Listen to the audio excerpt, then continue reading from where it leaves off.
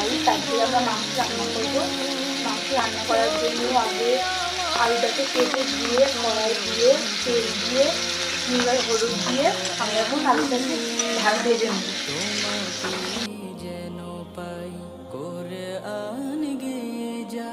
তোমাকে যেন পাই, পথে চলি তোমারি আশায়।